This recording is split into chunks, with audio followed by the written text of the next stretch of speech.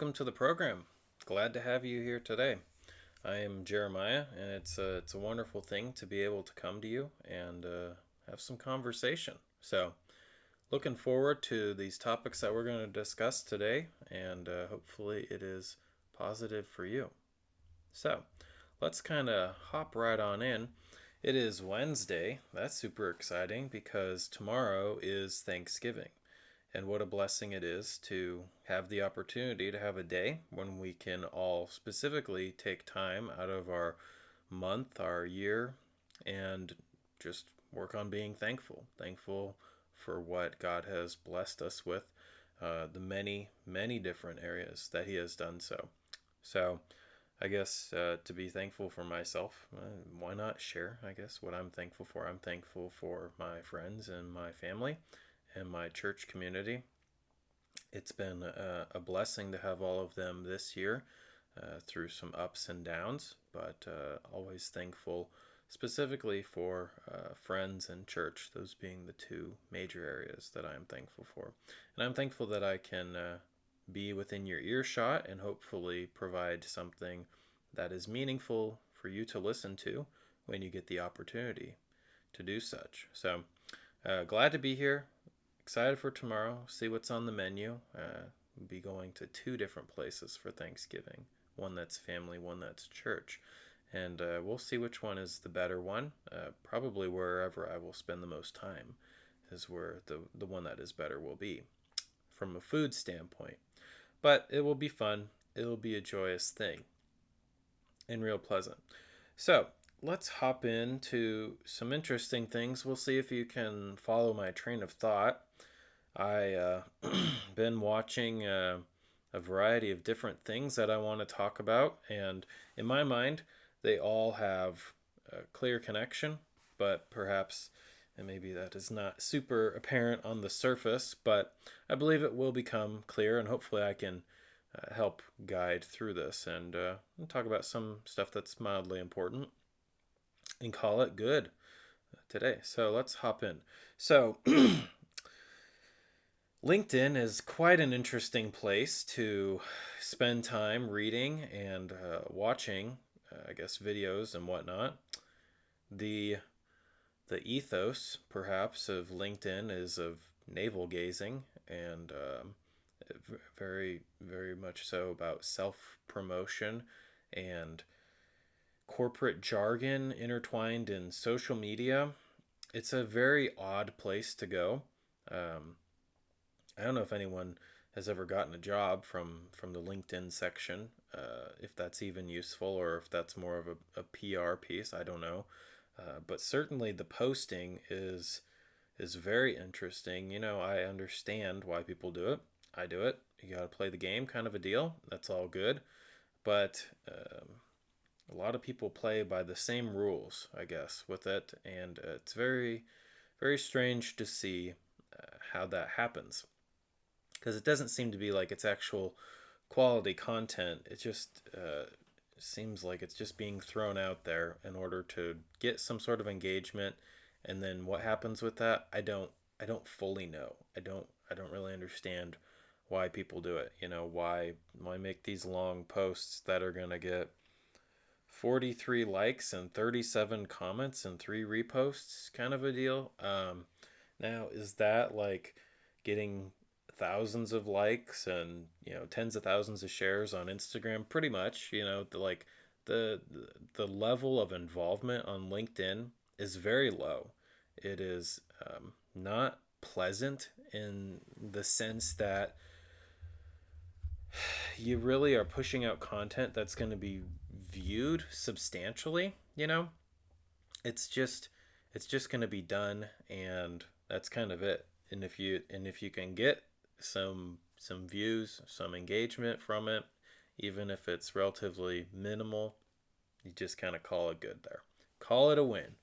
But I was reading the LinkedIn and unfortunately came across this post, and it's talking about fractional CFOs and how there's fake fractional CFOs everywhere.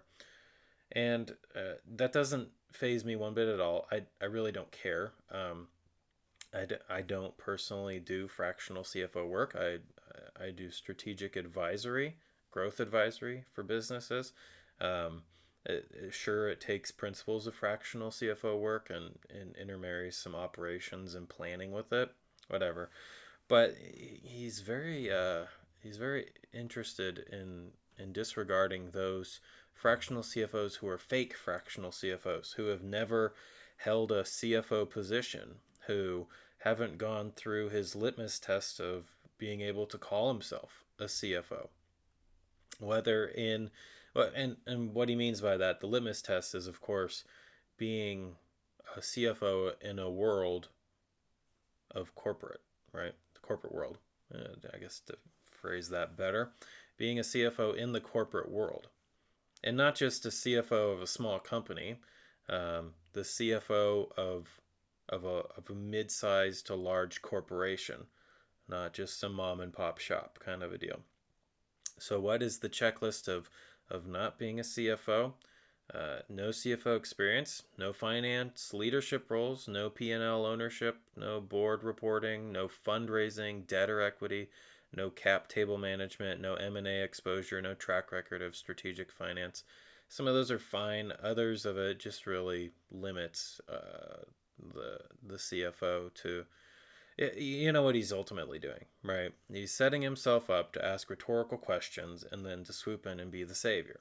That's fine. That's kind of social media and proposing these or posting these posts that ultimately make you look good and denigrate the people around you, though without naming names specifically. It's annoying, is what it is, and I know I'm going to say that a lot today, perhaps, but I'll try to be creative with how I phrase that. But his concerns, sure, of providing bad advice, incorrect financial models, broken deals, slower valuations, low fees, blah, blah, blah. Saturating the market with people who believe they can provide a service, but ultimately they can't, is fine. It's a valid concern, sure. People going out and proposing that they can do a job that they actually cannot, it's fine. But it's done in a very, like, backhanded manner. Very much so like we are the gatekeepers of who can call themselves fractional CFOs. If they're not us, then they're not legitimate, kind of a deal. Now, he doesn't say that openly, but the sentiment of what he's posting certainly will lead one to conclude that that's what he's getting at. That his group, Ampelo, whatever that even is the only one that is able to provide that CFO work, that fractional CFO work. So it's quite unfortunate, and it gets a lot of engagement, and you know, it's people I know commenting on it and whatnot. I ain't trying to linger on this forever, but it very much so is kind of this old world view of how to do business. This is pervasive in the education world. It's pervasive in many of the highly, I wouldn't want to say skilled, but highly unionized industries, such as education or anything like that, where it's you're only able to use the title if we allow you to use the title. It's very exclusive, even though, oddly enough, specifically education, right? Supposedly is just so inclusive. They promote themselves as being inclusive and whatnot, but they are highly exclusive. So it's the same thing as this, and it's overbearing in that you start to have these gatekeepers decide who is able to be part of a group and who is not able to be part of a group, which is wholly understandable too. You have to have a set of norms and a set of definitions for who can be in certain groups, right? Taking an example of America, who is an American? Well, people who have American citizenship, not people who just live in America, right? It's people who have American citizenship. What defines citizenship? Having been born in the country or having been born to an American parent, right? then you receive citizenship and you're counted as an American. But then, right, and that's fine. We have clear, rigid standards for that. But then on the other hand, what makes a person an Arizonan or someone, a Phoenician, someone who lives in a specific city? Is it residence? Is it a certain amount of time before you're able to call yourself that? Do you have to live somewhere for 10 years, 20 years, 50 years? What does that mean? Do you have to be born there? Are you automatically made a resident of that place forever if you're born there? All these different questions. And the more complicated the answer becomes, the more exclusive the goal is, right? The more checkbox that you have to accomplish. So the same thing for who can be called a fractional CFO, which is wholly just a designation that people decide themselves for their own business, whether they want to incorporate that or not and operate in that market or not. Now we have gatekeepers, which makes sense. Why not try to establish yourself as the prime of it all and exclude people by denigrating their experience? It's great, but it's not really great. It's an annoying way of doing marketing. It's a pejorative way of doing marketing. You go after those who uh, you cannot one up apparently without saying they're not qualified, they're not skilled. We are the only ones who are because we match our own criteria of ourselves. Odd, huh? Isn't that odd? Strange. We all do it. It's fine. But it is very annoying to see such things, especially when there's emojis out the everything. Because ain't no, I'm telling you right now. You ever text a CPA or an accountant? Are they using emojis? Are they using emojis? Please. They ain't using emojis when they're putting, and they're not using shorthand either. Perhaps they're saying BRB kind of a deal, but are they throwing up the peace sign and a laughy face or LMAO or something like that? Probably not. Accountants, they're a little dry, just like engineers. They're a touch on the dry side of life, and that's fine. You got to have some dry. Everybody loves a dry rub, right? Sometimes when you got barbecue, you like that Kansas City, nice little wet rub. That's cool, but you know what? Sometimes you need that dry rub. That dry rub is delicious as well. So it's setting up that whole we are the group owners, we are the determiners of who is included, who is not, and if we say no, then it is no. It does not matter if you are allowed to call yourself CFO, if you're allowed to call yourself fractional CFO. It does not matter. We are the gatekeepers. So here's the pivot. The pivot is to, I don't know why I get so much Catholic Twitter. It is pleasant, I guess. I don't know. As a Baptist, it's always interesting to see what the wonderful Romanists and the Papists are up to. But in doing so, they too, for whatever reason, post these tired tropes of there being tens of thousands of denominations, and they are just one denomination. And even more than that, they're the one true church, the one that Jesus started. Goodness, it says it on all of the pieces of the cross and the vials of Mary's breast milk and all of these different saints' bones that they have in their crypts and their churches. That if you look in the small fine print, Jesus started this church, and it says it in Latin. It's so odd too that it's in Latin and not Greek.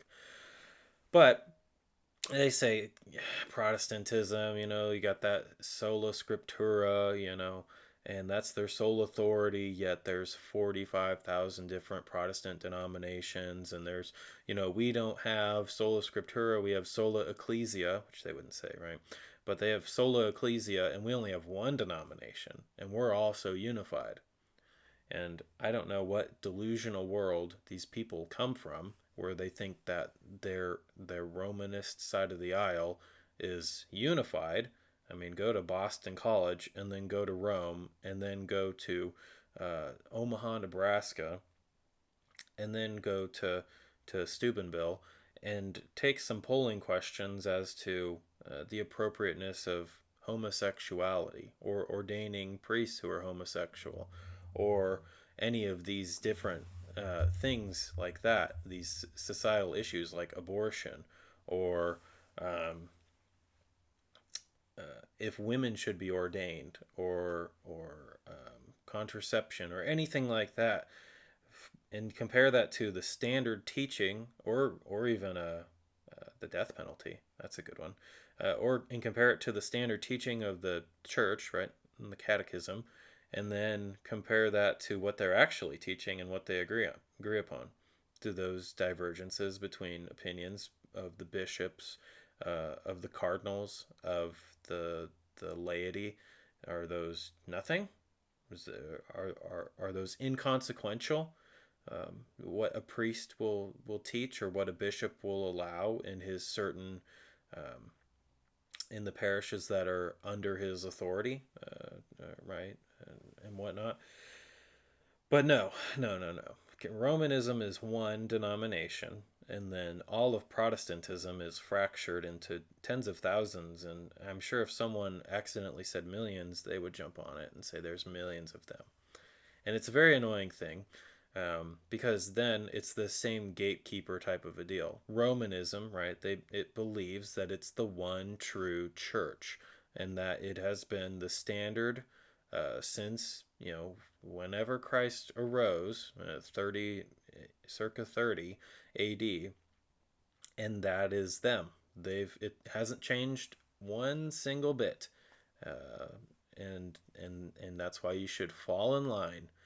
Uh, Ignore all of the inconsistencies, right, of doctrine that have occurred throughout the generations and the centuries.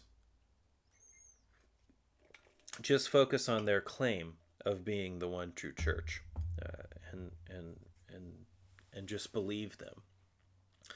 So they say, all right, there's 45,000 Protestant denominations, and that's true. We even have Protestant, right? Gordon Cromwell seminary, um, publishing that in their world Christian database, right? And saying there's tens of thousands of Christian denominations, and then they'll just hop on that and say, absolutely, we agree with the Protestants on this for some reason, but we won't agree with the Protestants on other things, let alone these Protestants at Gordon Conwell saying that there's multiple hundreds of denominations within Roman Catholicism. But no, we'll believe them on everything else. And it's this weird gatekeeping. They get to define the terms. They get to define how many denominations there are part of Protestantism, but also how many denominations there are in Romanism, right? One, not 234, like this database says. So they pick and choose. And then when you challenge them and go, "What do you even know what their constraints are to determine a denomination?" No, they don't. It doesn't matter. It doesn't matter. This is just a talking point. Because if you go to their website, right, if you meander over to Gordon Conwell and then you go, oh, I want to see what this whole thing on Christianity and the tens of thousands of denominations are. Cool. I'm going to click on that. I'm going to go to the World Christian Database. And then I'm going to, oh, wait, I need a login. I can't log in and look at it for myself. So whatever. I'm going to go look at the FAQs and try to get an understanding of what this actual online database consists of. Cool. They have one that's on Christian denominations and how those are somewhat filtered, I guess, how you can filter those out in their software. So you go in and you watch this minute and 34-second video, and they start to filter. And very quickly, you begin to see that what they determine as a denomination is very broad, very broad, very broad. Now, such an example, we're not going to watch this because I don't care to watch it. I don't want to spend the time to do that.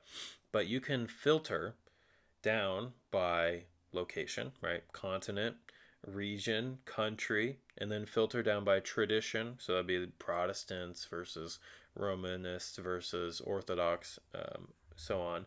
And then families. And so a type like Anglican, Baptist, unaffiliated, so on and so Lutheran.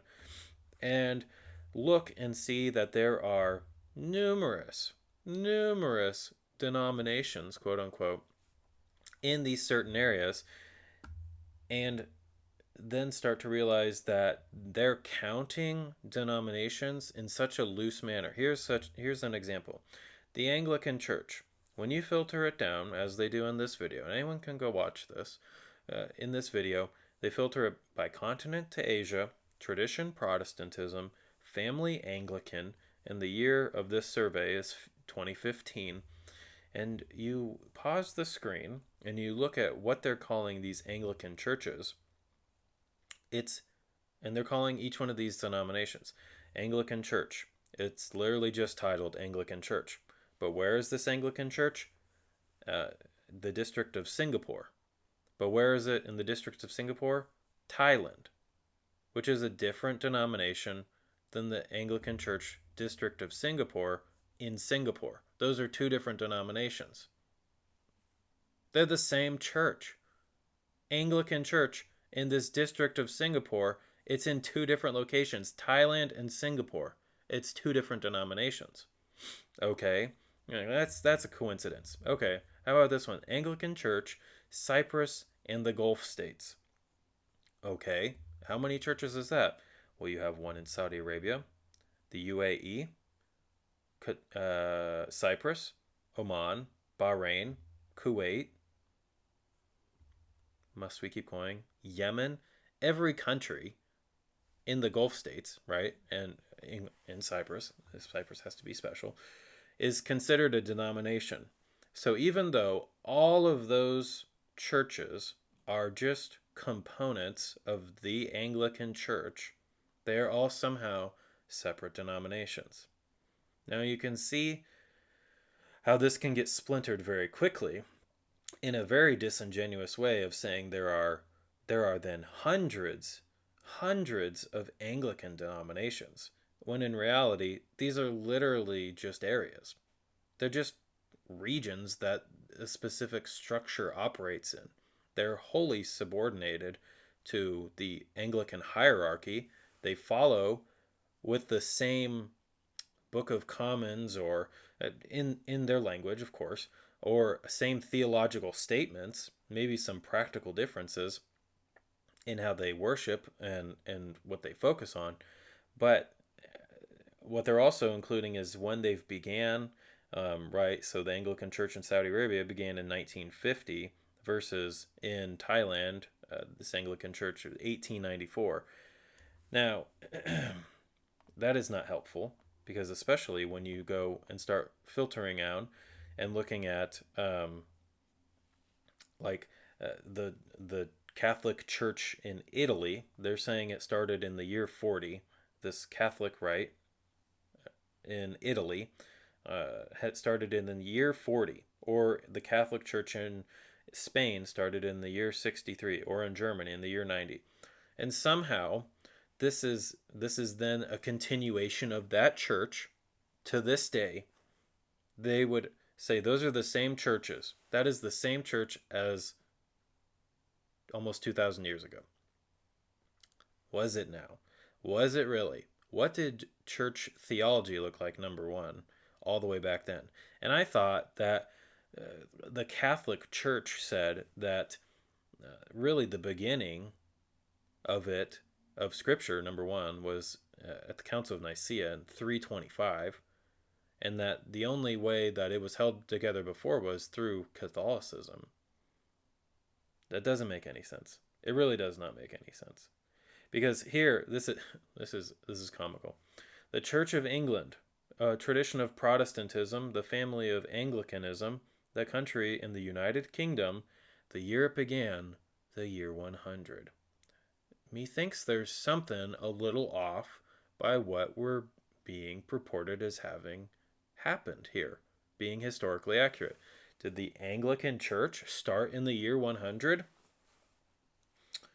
I don't remember good old King Henry divorcing his wives in the year 100 and having an issue with the Pope giving an annulment so he could have another marriage happening in the year 100. Hmm. This is very strange. So instead of actually looking and oh, here's another good one. The Russian Orthodox Church. Russians would love to hear this, right? Part of Orthodoxy, part of Eastern Orthodoxy, part of right from Russia. Year began 988. 988. So were there Catholics or were there Christians in Russia before 988? Well, according to this database, no. No.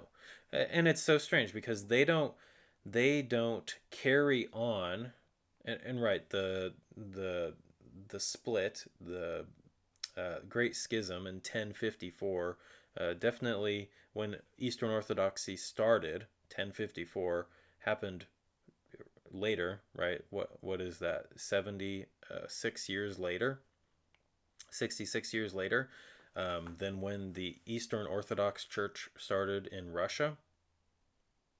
We didn't have Eastern Orthodoxy until 1054, but we have Eastern Orthodoxy. We have the Russian Orthodox Church in 988. Something's not adding up again. Something's not adding up. But it doesn't trace its way all the way back to the Catholic Church in Russia, which there were certainly Catholics in Russia before 988. No. Nope. Doesn't follow the same line as England, as the Anglican Church does. No. It's a very strange thing. So, the point of all this then is when you get to Protestantism, and perhaps you look at America and you go, all right, now I want to filter it down by Baptists or independent, unaffiliated, or whatnot. Then there's going to be thousands of different denominations, even though they're all part of perhaps a general assembly, like in different types of cooperative organizations, like the Southern Baptists are, which they keep the Southern Baptists in one bucket, but then there's all these different buckets. And you have this double dipping, of course, because churches exist in multiple cooperations or denominations, especially when it comes to Baptists, unaffiliated non-denoms. They pick and they do hop around and are part of multiple different streams. So it's very easy to see how you can get up to 45,000 when your means of determining what a denomination is so broad, or it's very specific. Actually, it's so specific, and it doesn't take into account the broadness that denominations actually are, especially considering how the word is used regularly. Now, maybe they could make a case for an academic use of the word denomination to be so specific, but it just seems very disingenuous. They say in their on their page that it can include millions of people. Denominations can include millions of people, or as few as a few hundred. I don't think there are denominations that are a few hundred people. That is ridiculous. But it helps with this Catholic talking point that they constantly use, that is wholly just picking and choosing, that there are tens of thousands of denominations. So it's ridiculous. It becomes this gatekeeping. It becomes this you drink this Kool-Aid kind of a deal, and you have to look at it. You have to be infallible. There's no such thing as looking at your own people through any sort of critical lens. And this is, of course, not just a Roman issue. This is a Protestant issue. This is a people issue. People do this, a part of their groups, whether it's political, like Democrats or Republicans, left or right, whether it's Christians, whether it's Eastern Orthodox or Romanists or anything like that, whether it's even tech related, Apple, right, versus Android kind of a deal. Pick and choose, right, what suits your narrative, what you believe, so that you feel good about the choices that you've made. But ultimately, it's a parsing of truth and data so that it's just pushing forward your narrative. It doesn't actually it doesn't actually encompass all of truth. So that's an unfortunate thing that they do, and shows that they're not willing to have these conversations, but that they're trying to take cheap shots so they can just get whatever points that they're trying to get. I don't know, so that they don't spend as much time in purgatory. I don't know. I don't understand much of what Romanists do, but it is what it is. So they become gatekeepers. They're the only true church. They're the only ones who defined what Christianity is.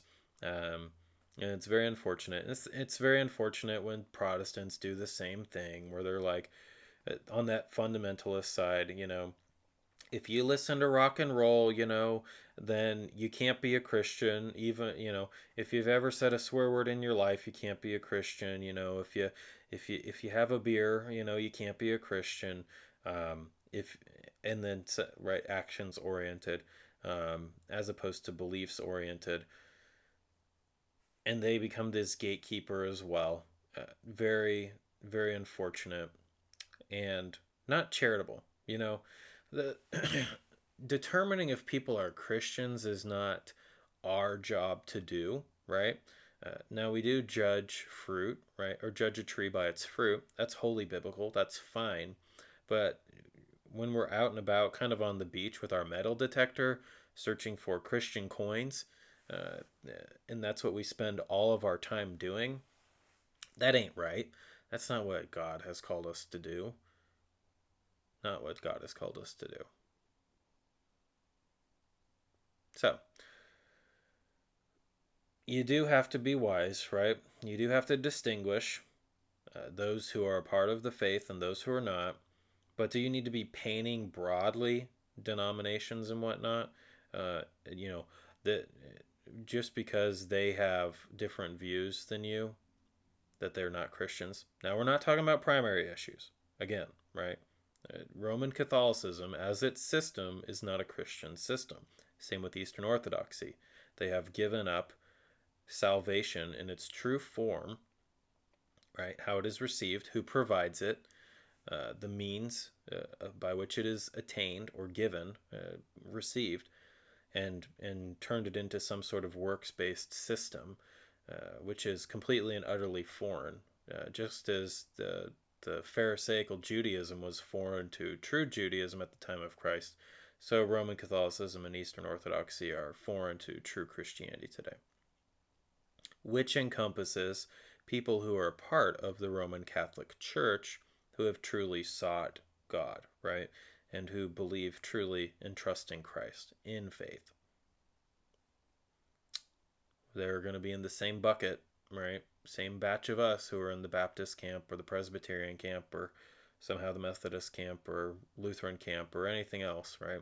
Any other members of the true faith. But to say that everyone is a Christian in any denomination is foolish, because that is not the true composition of the church. True composition of the church is as the bride, as the invisible church, those who have received the Spirit. And who knows who has received the Spirit in its entirety? God, only God, not us, only God.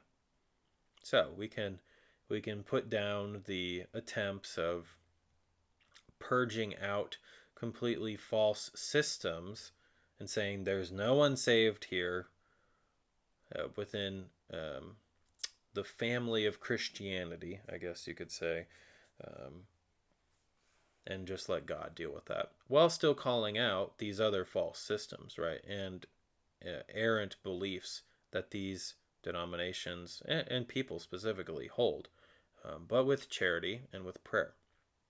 That's the whole point. We do not need to be gatekeepers, because we don't ultimately keep the gate. St. Peter doesn't keep the gate. God is the one who keeps the gate. Now, along the same lines, right, we've talked a little bit about Romanism and Eastern Orthodoxy and their split, which was a very slow split that happened over several centuries. Perhaps that split, they've been saying this for decades, right? Perhaps the split is going to come to an end and there's going to be a unification of the churches once again. Wouldn't that be ironic? Especially since it was over a grammatical issue. I don't think that there's as much of an issue with the Pope and his position over the church now as there was in centuries past. But it's primarily over, right, the filioque is the main issue of how the like the Father and the Son, right? Does the Holy Spirit proceed from the Father and the Son, or is it just from the Father? That's the filioque. The whole grammatical use of Greek to describe that in the Nicene Creed. If you ever recite the Nicene Creed, then the Orthodox recite it differently because they do not include that the Holy Spirit proceeds from Jesus, from the Son. It only comes from the Father. But it seems, though, that the Pope, Leo, right, the 14th, is downplaying that issue. And in this very long road, on this very long road that they're walking to reunification, trying to make that more palpable. But it's just funny, like they have the perfect theology and everybody else around them be damned. But no, they're going to bend so that they can bring back this group that has been away from them for nearly a millennia, nearly 1,000 years, and try to bring them back in by downplaying a theological difference. Yet, with Protestantism, absolutely not. There's tens of thousands of denominations. You can't be a part of us. You are false because you have separated. Whereas their same sentiment towards Eastern Orthodoxy that separated long before Luther did, or Zwingli, or Calvin, or Jan Hus, or Wycliffe, or any reformer. Where are they? No. They're going to be gatekeepers again and allow in more, allow perhaps the Eastern Orthodox back into that group one day. I don't know. It will eventually happen, right? Some shape or form, but they're going to let them in because they want the power, right? They operate in that manner. That's the system that they have set up. So it's going to happen one day. Will it be in our lifetimes? I don't know. We will just patiently wait and see what transpires. But on the same lines of gatekeeping and downplaying and being rude, I guess, to other people, yeah, I don't want to even say his name because he is just scumbag of the earth. But certain people, right, who are part of this Christian nationalist movement, number one, try to make out who is a Christian and who is an American in very strange, specific ways. They're specific, they're very broad in certain areas. There's those who say you're only an American if you're white. Now that's an odd brush to paint right there. Very specific, yet broad. But then they'll also say if you're not a racist, then you're not a Christian. What? What?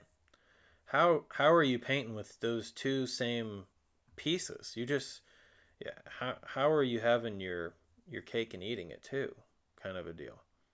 It's such an odd thing. Americans are not black. Blacks are not Americans. That is a tweet. Excuse me? And then someone says, said no legitimate Christian ever. And such reply, your apostasy is duly noted. So we have now an operation of political statements. If you can't affirm that political statement, this benign, in reality benign yet hateful statement, then you are not a Christian. Somehow that has a spiritual impact of your salvation. You have apostatized now. You've proclaimed the faith and then turned your back upon it, said it is false. Doesn't make sense. His response doesn't make sense. How do you apostatize like that? That's not what that means. So it's very odd to say such things, to paint in such a manner, and these are the same people. This is the funny part, I think. If you ever like looking at data, go browse on census.gov. Tons of data there. Tons of data. Almost anything you can find on there as it relates to the composition of America, composition even of your local state precinct that you live in for like a census tract. And you can go look and see what their surveys say, what the actual census said from 2020. Very fascinating. According to the census, right, those who are defined as white come from where? Europe, that's a given, that's obvious. North Africa, oh, interesting. The Middle East, interesting.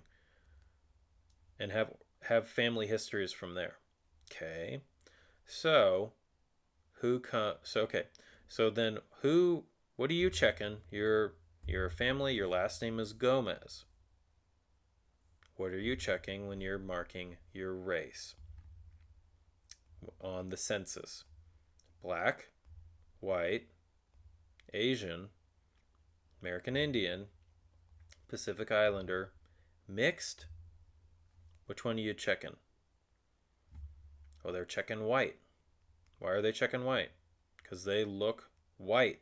The color of their skin is white. What are the people in Mexico?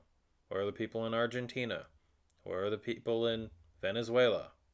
They are primarily white, descendants of Europeans. But you might say, no, they're Latinos. Okay, Latino. Where does the word Latino come from? Latin? They're Latins? Okay, who else is Latins? Who are the original Latins? Romans.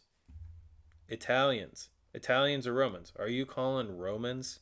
Are you calling Italians Latinos? Does that even make sense? They are. Are you calling Spaniards Latinos? Who else speaks a Latin language, right? Because you have to group them together. That's why Brazil and Mexico and all of everything south of America is Latino, except Guyana and what's the other one that's right next to Mexico? Belize, right? Except those two, because those were English colonies, so they're not Latinos, they're English. As well as French guy. Well, no, Suriname is also, I think, they were Dutch, so they're not Latinos either, right? So everyone other than those three are Latinos, right? Because they speak the same Latin language. That's how, because Portuguese is not a dialect of Spanish. That's why they're not Hispanic. Hispanic just means from, right, Spain, Spanish, Hispanic. So they're Latino, so they're Latin. Okay. So then why aren't we counting the French, who also speak a Romantic Latin language, or Italians, Latinos, or even Romanians? They would see themselves as the true Latins. That is a conversation for a whole different day. But you see how this characterization falls down? They would say, no, the Mexicans are not Americans. Mexicans can't be Americans because they're brown. Brown? What are you talking about? They're brown. They're not brown, they're white. The definition of these established races or ethnicities is that they are white. Their families come from Europe originally. They're white. Okay? So when you see people go, the white population in America is at 55%, that is not true. The white population in America hovers about 70%. I think it's 70 or 72%. That's down from 76, sure, in the 80s, but it's barely down. The number they're bemoaning actually is white non-Hispanic. So they treat those who speak Spanish, which is what Hispanic means, someone who speaks Spanish, Spanish speaker. That's why Portuguese are not included in that, and that's why Brazil's not included in that number or metric, because they don't speak Spanish. They're Latinos. They speak Portuguese. But they say, oh, if you speak Spanish, then you must not be white, even though you're checking white. Doesn't make sense. Does not make sense. Once the gates are closed, if you will, and Spanish dies off in a generation or two, if that ever happens, that the gates are closed, then they'll be white like everyone else and considered white like everybody else. But you might say, Jeremiah, what about those Spanish or those Mexicans who look like they're Indians? Well, then they're probably Indians. Let them put it on there that they're American Indians. That's perfectly fine. That's fine. We're not saying that they all died. They certainly didn't all die. They mixed in with many of the local populations, but there are also large, vast swaths of the population south of America that are predominantly, if not wholly, European in origin, genetic origin, and family origin. So, all of that to say that the gatekeeping, again, we're on this gatekeeping whole rigmarole, is that there are those who want to say that you are not an American depending on the color of your skin. Yet they're not, again, consistent with calling out who is actually in this definition. It becomes their subjective definition as to who is white, who is an American, and who is not, which is so dumb. It's so ridiculous. Because you can just keep going back on and on and on and on throughout history and say, well, these people aren't considered Americans, or these people aren't considered white, or this, that, and the other thing, right? When there were tons of Italians and Slavs coming over from Europe and immigrating to America at the end of the 1800s and at the beginning of the 1900s, the English, the Anglophiles, right, were saying these people are not white. My gosh, they come from Southern and Eastern Europe. They're not white. Well, what did white mean in the day? It meant some sort of Anglo-Saxon, which perhaps also included the French, maybe, the Irish, probably not, and maybe northern, like Scandinavia, Northern Europe. Maybe that was white. Maybe. So essentially Germanic. Then that's white. But then as they come over and people are like, oh my gosh, these people are the same color as us, and they assimilate into the culture, contribute to American culture, and homogenize into our current culture, people go, oh yeah, they're white. Ain't no one saying that Italians aren't white today. It don't make any sense. And brown is not a race. Brown is not a race. That is stupid. The whole point of these races. Oh, here's another fun fact. Actually, up until the 1800s, who else was encompassed in being white before this whole eugenicist program in the last 140-ish years? Really, if we want to go back to Darwin, we can, but it really had its advent from the late 1800s on till now, when eugenicism really became vogue. Who was considered white? Europe and Asia. Asians were considered white. You might say, oh, well, yeah, the Middle East, they're very white, right? Iraqis are white. I've seen Iraqis. I've seen Turks. They're white, and Turks are just Greeks, really. No, the Chinese, the Japanese, Koreans, they were considered white. They were considered white. They're just type of white people. They just had a little squinty-eyed, They had almond eyes. But they were white. That was the classification. That was the grouping that they got put into. Why? Because they were seen as descendants of Mongolians as well. And if you want to go and we want to look at genetic stuff, the vast, like 1 in 4 people born in Eastern Europe, in any country over there, is a descendant of Genghis Khan, right? So they have Asian blood in them. Are they not white because they have Genghis Khan as their great grandfather kind of a deal? No. Look at their friggin' skin. White is a color, their skin is a color of white.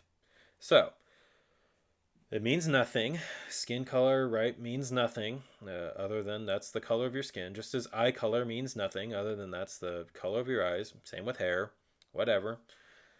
But we then have this weird gatekeeping that somehow this political statement or this political litmus test, which is just pure prejudice, becomes a religious test as well. It becomes a salvific test.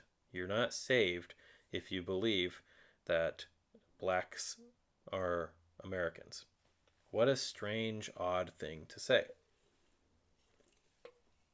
So, then, as we look through all of that again, it brings us back to the whole conversation on Thanksgiving. Who was celebrating Thanksgiving? Well, those who came over, right, on their fancy little boat. Everybody loves. Well, I don't know. When I was a kid, everybody loved Thanksgiving. Talking about the Puritans coming over, right, and hanging out and working with the Wampanoag Indians in Massachusetts, right, to help them out during their hard winter and whatnot. And just the cooperation that existed from these people who came from 2 entirely different worlds and knew of society in 2 entirely different ways. And yet were able to come together and share a meal and be thankful for one another. It's a wonderful thing. And that's really like, I guess, the story of America kind of a deal, because many countries are like this. The local population is not this monolithic group that has been there forever and is genetically untainted and somehow like came out from the rocks of that same space and became the people that they are today. No, they're mixed. Everybody's mixed. There's no such thing as a pure genetic line. Everybody is mixed. Just get a DNA test. But not just look at, your little ancestry thing of being like, oh, I'm French and I'm German and I'm English. Oh, I'm so mixed kind of a deal. Like the people who take these, number one, how do they determine that? Because they're sequencing DNA only several generations back. Max of like, I think it's 600 or 700 years ago that they're sequencing these local populations that they think are native to the space. But if you ultimately look back at it, then you see that humans have migrated substantially, whether that's nomadically and settling in places, such as like the Hungarians coming all the way from the steppes of Russia, moving east and then settling in this basin of a space in modern day Hungary, right, in the Carpathian plain, I believe that's what it's called, and establishing themselves as a people there, or Germans coming from this, that, and the other place. English, right, are a mixture of Anglos and Saxons from the mainland and the local Celtic population that existed in that country. There's no, even Russians, people like Russians, man, they got to be untainted. What are you talking about? They've been conquered by the Mongols. They had the Huns come through. They've had Vikings living all throughout the land and conquering. And the Vikings moved all around. The Vikings conquered, remember Brittany and northwestern France? That was established by the Vikings. It was raided. And the Vikings have had their seed spread throughout all of Europe and much of um, the land that touches the Atlantic, because they would go settle, intermarry with the local populations, and their seed has been maintained. So there's no like untainted people, if you will. There's no such thing as tainting people, number one. That's the stupidest thing, because there's no such thing as an untainted people. And America is obviously just the current iteration of that right now. It's the mixture of these different people, of coming from these different lands, and they're mixing into it. And they're not like me. I'm not a German or a Danish or English or Polish or anything like that. I'm not. My family's from those lands. What am I? I'm American. I'm Native American. I came from America. My goodness, I was born here. I'm native to this land. Um, and that's the same for the black people who are here, for the Mexican related people who are here, for anyone. The Chinese who come over now, Asians, anything like that. They're Americans. They're part of this land. They have the citizenship. Whether they adopt the culture or not, hopefully they do. But, and even in that, right? America is such a large space with such a very vast and diverse people. How can you gatekeep? How can you say that the white people of the Southeast, right, the South, Georgia, Alabama, Mississippi, are the same white people of the Northeast, New England, Massachusetts, right, Boston, Connecticut, New Hampshire, as California? Those are all the same white people. Those white people are all Americans, even though they have vastly different cultures, vastly different beliefs, vastly different politics, different religions. How are they all Americans? We're going to paint so broadly, but then so specifically, that we can't see that the definition of who actually is an American isn't just based upon skin color. It's an odd thing, you know. It's a very odd thing. I have more in common with, from a religious standpoint, to those in the South, right? Being a Baptist, being a conservative Baptist, than I do to the white guy who lives in California, even though he lives much closer to me than I do to them in the South. Yet, my culture is probably closer in what it manifests itself out as, such as eating habits, work pattern, fashion, things like that, to someone who lives in California than it is to people in the South. There's this interesting mold of people all across America where there's these subcultures that exist, but one larger culture of people.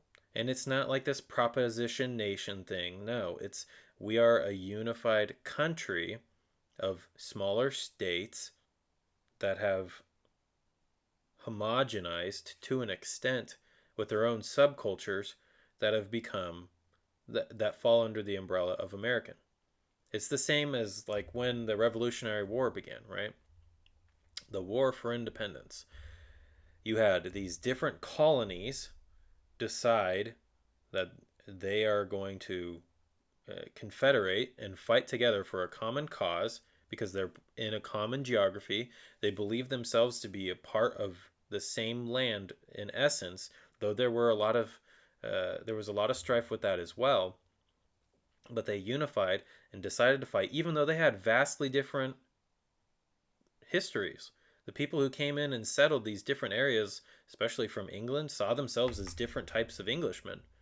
The Germans in Pennsylvania, the Dutch in New York, a variety. The French Huguenots who came over, the Indian populations that were still local and part of society in some instances, along with other populations that came over and immigrated to America, start to become a part of this new land. this new country that's developing, did they see each other as different? Yeah, but somehow ultimately they saw themselves as part of the same group, the same American group. And it wasn't just based upon belief, right? There is a, a belief aspect to it, certainly in the founding of our unified land, right? But it's also a geographical constraint, and it's not blood because they're not related, right? They come from very different places, but there is almost this mending of the soul that has gone beyond what blood could mend. It's kind of the same way. Try not to get in trouble for saying this, but it's kind of the same way how Christians, right, are unified in Christ, though we are not related. Right, vast majority of us are not related familially, but yet we are unified under Christ. America is very much so the same way. There isn't that common family origin. And ultimately, in most countries, there isn't that common family origin either. Linguistically, sure, but there isn't that common family origin. That this nation state belief of a unified people has really come about in the last few centuries. Did not exist prior to really the 1600s, depending on where you are. It did not exist. So there's been this development of who people see themselves alike, the groups they see themselves part of, and the tent has grown larger over time. It used to be much more specific, right? Much more tribal, familial, and now that has grown substantially, so that we can say, well, there are black people are Americans, just as there are white people, just as there are people or yellow or red, whatever. It doesn't matter the color. Color doesn't make you an American or not. Something different. Citizenship, right? It's do you belong to the land? Kind of a deal. So, I guess the final thought is gatekeepers are everywhere. Don't be a gatekeeper, but they exist everywhere, whether it's business and they're trying to make their little splash and get their little 10 minutes of fame or 30 replies and 40 likes or something like that, or if it's in religion or if it's in politics. There's always these gatekeepers. We always have to compare their claims to what is actually truth, and not just some truth and cherry pick it, but the whole truth, which is hard to do because there's so much to consider. But hopefully this has been clarifying and edifying, and I do hope that you have a very pleasant Thanksgiving, a very blessed one with your friends and your family and whomever you're spending it with. And I will try to do the same, and I will see you next time when we do this fun thing again in December.